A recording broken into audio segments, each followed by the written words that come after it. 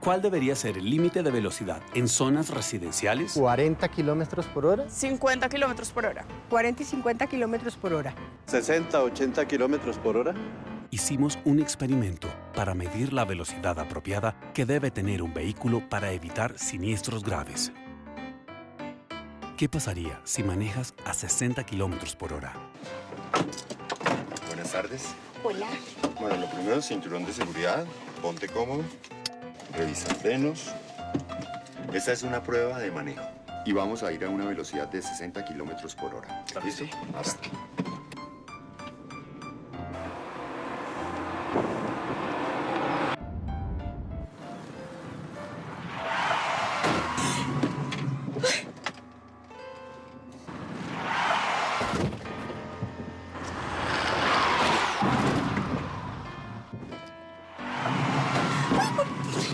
Ay, ¿qué pasó?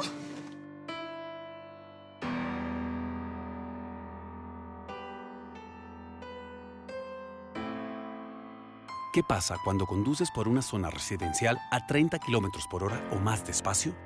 Bueno, ahora vamos a ir a una velocidad de 30 kilómetros por hora. ¿Listo? Listo. ¿Lo mantenemos en 30? Sí. Listo.